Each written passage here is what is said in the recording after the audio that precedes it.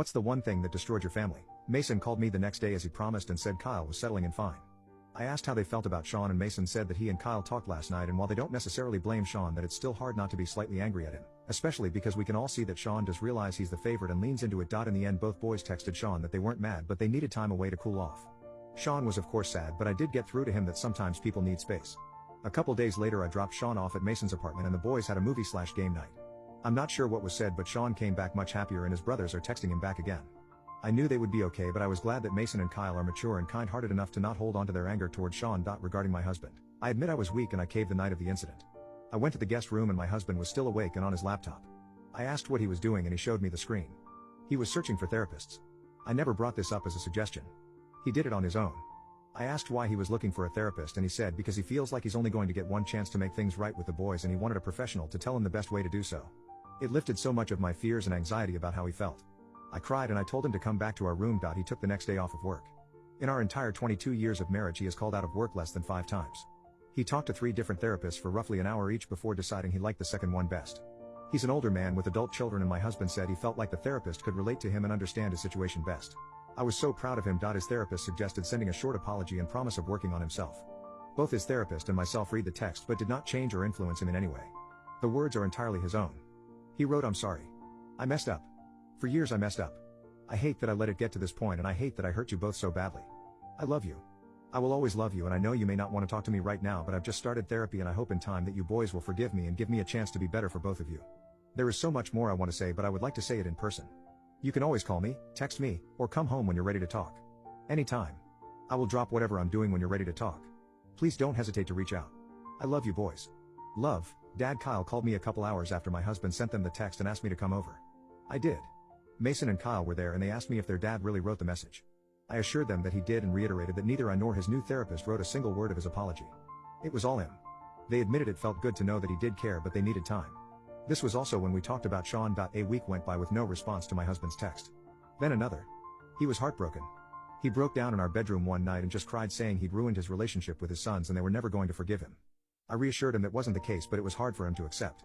I told him he needs to keep talking to his therapist and focus on himself. His relationship with Sean changed as well. Even though he was the only son we had in our home he started to spend less time with him. And Sean was completely fine with this. His therapist helped him realize that he was the one always initiating hangout time with Sean. He'd go to his room and ask Sean if he wanted to do something. Or he'd tell Sean to go with him when he went to pick up dinner or go run errands. 5 days ago Kyle finally texted my husband asking if they could talk. My husband said absolutely and asked where Kyle wanted him to go. Kyle said he and Mason wanted to come to the house. My husband, true to his word, called his boss and said he needed the rest of the day off for a family emergency. I dropped Sean off at my mother's house so the boys could talk openly to my husband without worrying about hurting Sean's feelings and they came over and we all talked in the living room. It wasn't easy. We all cried. But my husband did everything right. I repeat, he did everything right. He apologized. He didn't deny his favoritism. He told the boys about his work with his therapist and how it was helping. He said he's learned he justified his favoritism by telling himself that he and Sean were just closer but he now realized they were only closer because he was putting the majority of his time and effort towards Sean instead of all 3 of the boys. My husband asked for one chance to show them he has and will continue to change and treat them equally. Kyle accepted his apology.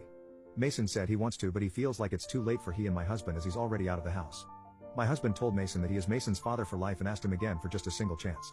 Mason agreed that he doesn't want to not have his dad in his life but that he doesn't want to feel that pain again if he lets him in. He asked the boys what specifically they need from him besides him making improvements in how he communicates with them.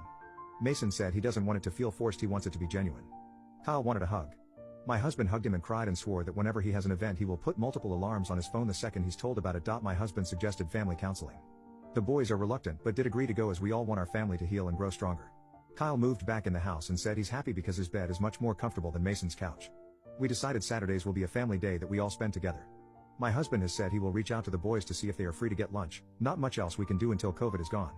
He started playing video games with the boys just as something to do to spend time with them. He gets on the mic and talks to Mason, which he said feels good to talk to him even though they're mostly just talking about stuff going on in the video game. He plans on buying Kyle the PS5 he wanted from the school event but his therapist suggested he wait until their relationship has healed so he knows it's a genuine gift and not an apology gift. I agree with this. And that's where we're at. My husband and I have been recommended a few family counselors from his therapist and are in the process of talking to them. He's really taking point on this. He's going to continue seeing his own therapist as he said it's helped in more than just this incident. I admit that I still have some fears that this new attitude won't last but this is so much more effort than he has ever put in when I mentioned his favoritism before. I'm really hopeful that this is only the beginning. The boys are already much happier and seeing all the men in my life talking and laughing together just melts my heart. This is what I wanted all these years, and I'm hopeful that with family counseling and my husband continuing his own therapy, this can be a lifelong change.